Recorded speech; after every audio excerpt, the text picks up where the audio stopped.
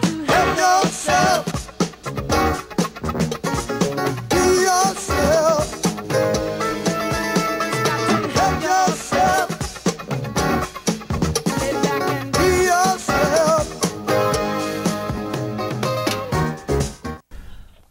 Welcome to Where Do We Go From Here? I'm your host, Kim Kotis, and joining me today is Tommy DePung from Bad Boys Bail Bonds. Tommy, welcome to the show. Thanks for having me. Well, tell us, Tommy, a little bit about Bad Boys and some of the work that you're doing in this community. Well, Bad Boys Bail Bonds was founded here in Michigan about 8 years ago. We started a company, and somebody gets arrested, goes to jail. They got a $5,000 bond. They don't have the $5,000 to pay the jail, so they can hire a bondsman or a surety agent. We charge a 10% premium. We're underwritten by insurance companies. Would be $500, and then we need family members or friends to co-sign to back up the $5,000 to help ensure that individual shows up to court. So actually we guarantee their appearance in court each time they're due in court until the case is closed, whether it's dismissed or found guilty. And as long as they go back to court, that's great. They don't get the $500 back. We keep a piece of that and send the rest to the insurance company. Everything's great.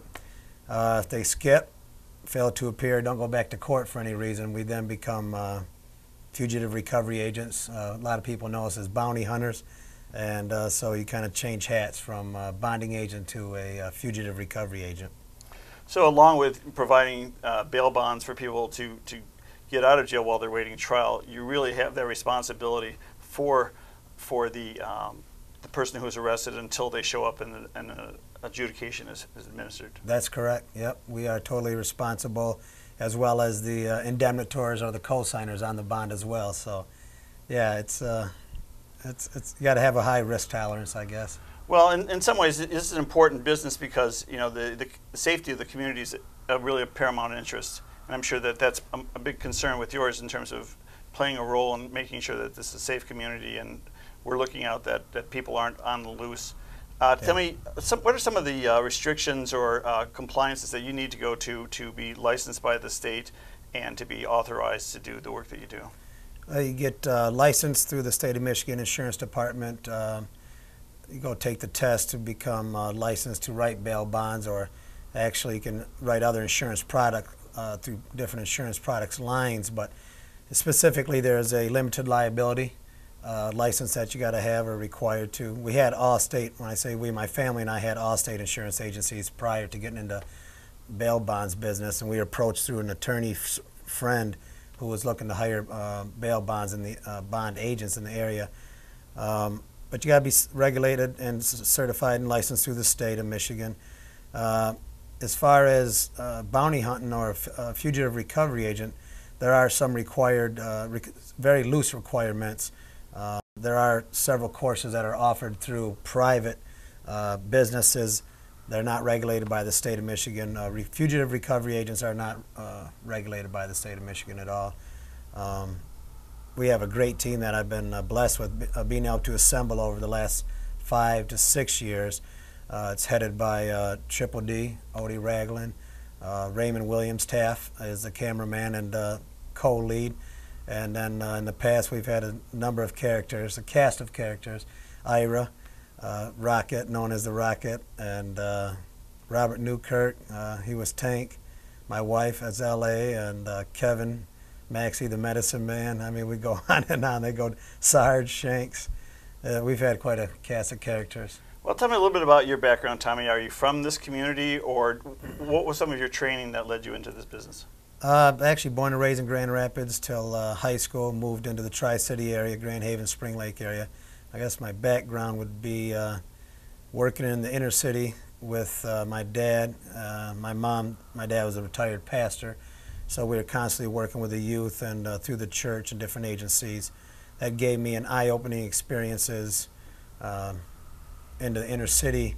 It didn't matter what color you were or what type of background you were from. People needed help, so you're there to help them. I got into insurance business and construction, and what really led it to it was the insurance business to write the bail bonds. And then I also found out I was going to be responsible for that money if I didn't bring the person back. So it was a crash course about 8 years ago Bounty hunting 101, Taff and I used to laugh and call it. Well, I've been in the Muskegon area about 24 years. I love the community, love the people, love the natural resources, love helping people through the system. The jails obviously are very overcrowded, so bail bondsmen do play a major role in helping keep the jail population somewhat controlled. I mean, we're in emergency status in all counties. Every day seems like being over the bed limit. So we do participate through the system and help them keep some bed space. Also, we guarantee their appearance, so if the person doesn't go back to court, the court shall be indemnified by myself or the insurance company. So it's a lot, as far as I'm concerned, it's a lot better for the courts to issue cash surety bonds versus 10%, because federal data has proven that 63% of inmates that have come in contact with county jails are more likely to return to courts if they have a bail bondsman backing them, because if they don't come back, hopefully they'll bring them back or hire us to bring them back, whereas it's about 78% do not return if they're on a 10% cash bond or what they call a PR bond, personal recognizance bond. So it's, to me, it makes sense. Of course, I'm in the business, but it keeps the jail somewhat during the process of being, going to trial, going to court, be found innocent or guilty. It makes a lot of sense to keep that jail bed space freed up.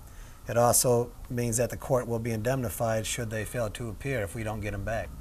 Well, is part of your job really also consulting the families or the people who are responsible to set the bail that these are the conditions that the arrestee is responsible for, or the person who has been arrested, that they have to hold up their end of the bargain? Absolutely. The judge makes the rules. I just follow them. There's legislation that's been in place for a number of years in regards to bail bonds.